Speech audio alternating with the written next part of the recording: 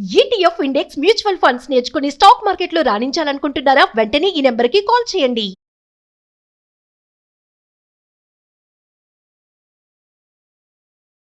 నమస్తే. ప్రపంచ రక్షణ చరిత్రలోనే కని విని ఎరుగని విధ్వంసం. రష్యా అధ్యక్షుడు వ్లాదిమిర్ పుతిన్ ఆగ్రహం ఇప్పుడు ఒరేష్నిక్ రూపంలో విరుచుకుపడింది. తన నివాసంపై జరిగిన దాడికి ప్రతీకారంగా హైపర్సోనిక్ ఒరేష్నిక్ క్షిపణులతో ఉక్రెయిన్ను అంధకారంలోకి నెట్టేశారు. ఉక్రెయిన్ చరిత్రలో ఎన్నడూ చూడని విధంగా అత్యంత వేగవంతమైన విధ్వంసకర క్షిపణులతో ఖైవ్, ఎల్వివ్ నగరాలను ఉక్కిరిబిక్కిరి చేసి తన ప్రతాపాన్ని చూపించాడు. అసలు రష్యా చేసిన ఆ భీకర దాడి ఏంటి? ఎందుకు చేసింది? 2026 ప్రారంభంలోనే ప్రపంచాన్ని ఉలిక్కిపడేలా చేసింది రష్యా. గురువారం అర్ధరాత్రి నుంచి యుక్రెయిన్ అంతటా సైరన్లు మారుమోగాయి. రష్యా ప్రయోగించిన Oreshnik intermediate range ballistic missile ఒక్కసారిగా నిప్పులు కురిపించింది. గంటకు 13,000 కిలోమీటర్ల వేగం, అంటే శబ్ద వేగం కంటే ఎన్నో రెట్లు ఎక్కువ. ఈ వేగాన్ని తట్టుకుని క్షిపణిని అడ్డుకోవటం ఏ డిఫెన్స్ సిస్టమ్కైనా అసాధ్యం. ఉక్రెయిన్ రాజధాని కైవ్ నుంచి పశ్చిమ నగరమైన ఎల్వివ్ వరకు రష్యా లక్ష్యంగా చేసుకున్నటువంటి ప్రతి చోట కూడా భారీ విధ్వంసమే జరిగింది. ఎల్వివ్లోని మేయర్ ఆండ్రీ సదోవి మాటల్లో చెప్పాలంటే అది ఒక నరకం. ఈ దాడి వెనుక ఉన్న ప్రధాన కారణం ప్రతీకారం. గత నెలలో రష్యా అధ్యక్షుడు వ్లాదిమిర్ పుతిన్ నివాసంపై ఉక్రెయిన్ డ్రోన్లతో దాడికి ప్రయత్నించిందని రష్యా గట్టిగా నమ్ముతోంది. అది పుతిన్ని హతమార్చే ప్రయత్నమని క్రెమ్లిన్ ఆరోపించింది. అయితే ఉక్రెయిన్ దీన్ని తీవ్రంగా ఖండించింది. అటు అమెరికా అధ్యక్షుడు డొనాల్డ్ ట్రంప్ కూడా దీనిపై స్పందిస్తూ ఉక్రెయిన్కు క్లీన్ చిట్ ఇచ్చేశారు. కానీ పుతిన్ మాత్రం ఎక్కడా తగ్గలా. తన ఇంటిపైకి డ్రోన్ పంపినందుకు ప్రతీకారంగా ఉక్రెయిన్ ప్రధాన నగరాలను వల్లకాడు చేసి పారేస్తానంటూ అప్పుడే హెచ్చరించాడు.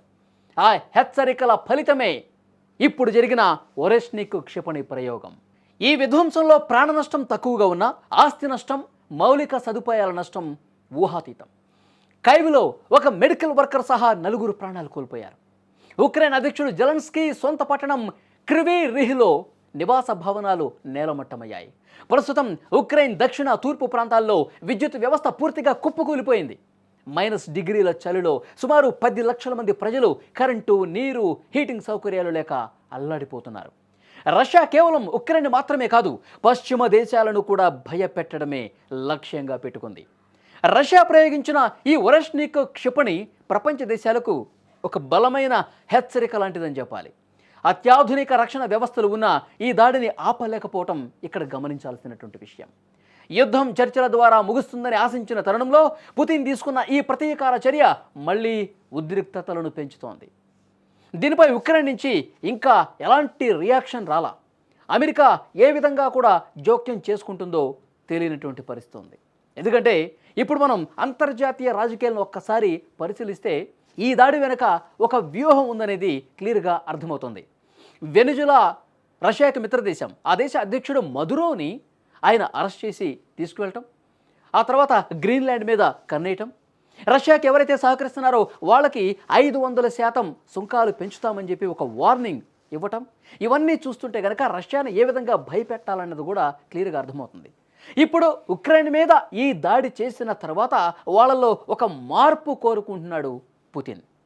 మరి ఆ మార్పు వస్తుందా? లేదు అంటే కనుక ఇదే రకమైనటువంటి ఉద్రిక్తతలు కొనసాగుతాయా? ఏం జరగబోతుందో చూస్తే. ప్రపంచ రక్షణ చరిత్రలోనే కని విని ఎరుగని విధ్వంసం.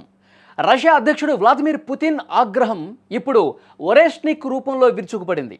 తన నివాసంపై జరిగిన దాడికి ప్రతీకారంగా హైపర్సోనిక్ ఒరేష్నిక్ క్షిపణులతో ఉక్రెయిన్ను అంధకారంలోకి నెట్టేశారు. ఉక్రెయిన్ చరిత్రలో ఎన్నడూ చూడని విధంగా అత్యంత వేగవంతమైన విధ్వంసకర క్షిపణులతో ఖైవ్, ఎల్వివ్ నగరాలను ఉక్కిరిబిక్కిరి చేసి తన ప్రతాపాన్ని చూపించాడు. అసలు రష్యా చేసిన ఆ భీకర దాడి ఏంటి? ఎందుకు చేసింది? 2026 ప్రారంభంలోనే ప్రపంచాన్ని ఉలిక్కిపడేలా చేసింది రష్యా. గురువారం అర్ధరాత్రి నుంచి యుక్రెయిన్ అంతటా సైరన్లు మారుమోగాయి. రష్యా ప్రయోగించిన Oreshnik intermediate range ballistic missile ఒక్కసారిగా నిప్పులు కురిపించింది. గంటకు 13,000 కిలోమీటర్ల వేగం, అంటే శబ్ద వేగం కంటే ఎన్నో రెట్లు ఎక్కువ. ఈ వేగాన్ని తట్టుకుని క్షిపణిని అడ్డుకోవటం ఏ డిఫెన్స్ సిస్టమ్కైనా అసాధ్యం. ఉక్రెయిన్ రాజధాని కైవ్ నుంచి పశ్చిమ నగరమైన ఎల్వివ్ వరకు రష్యా లక్ష్యంగా చేసుకున్నటువంటి ప్రతి చోట కూడా భారీ విధ్వంసమే జరిగింది. ఎల్వివ్లోని మేయర్ ఆండ్రీ సదోవి మాటల్లో చెప్పాలంటే అది ఒక నరకం. ఈ దాడి వెనుక ఉన్న ప్రధాన కారణం ప్రతీకారం. గత నెలలో రష్యా అధ్యక్షుడు వ్లాదిమిర్ పుతిన్ నివాసంపై ఉక్రెయిన్ డ్రోన్లతో దాడికి ప్రయత్నించిందని రష్యా గట్టిగా నమ్ముతోంది. అది పుతిన్ని హతమార్చే ప్రయత్నమని క్రెమ్లిన్ ఆరోపించింది. అయితే ఉక్రెయిన్ దీన్ని తీవ్రంగా ఖండించింది. అటు అమెరికా అధ్యక్షుడు డొనాల్డ్ ట్రంప్ కూడా దీనిపై స్పందిస్తూ ఉక్రెయిన్కు క్లీన్ చిట్ ఇచ్చేశారు. కానీ పుతిన్ మాత్రం ఎక్కడా తగ్గలా. తన ఇంటిపైకి డ్రోన్ పంపినందుకు ప్రతీకారంగా ఉక్రెయిన్ ప్రధాన నగరాలను వల్లకాడు చేసి పారేస్తానంటూ అప్పుడే హెచ్చరించాడు. ఆ హెచ్చరికల ఫలితమే ఇప్పుడు జరిగిన ఒరెష్నిక్ క్షిపణి ప్రయోగం. ఈ విధ్వంసంలో ప్రాణ నష్టం తక్కువగా ఉన్న ఆస్తి నష్టం, మౌలిక సదుపాయాల నష్టం ఊహాతీతం. కైవ్లో ఒక మెడికల్ వర్కర్ సహా 4 ప్రాణాలు కోల్పోయారు. ఉక్రెయిన్ అధ్యక్షుడు జెలెన్స్కీ సొంత పట్టణం క్రివీ రిహ్లో నివాస భవనాలు నేలమట్టమయ్యాయి. ప్రస్తుతం ఉక్రెయిన్ దక్షిణ తూర్పు ప్రాంతాల్లో విద్యుత్ వ్యవస్థ పూర్తిగా కుప్పకూలిపోయింది. -డిగ్రీల చలిలో సుమారు 10 లక్షల మంది ప్రజలు కరెంటు, నీరు, హీటింగ్ సౌకర్యాలు లేక అల్లాడిపోతున్నారు.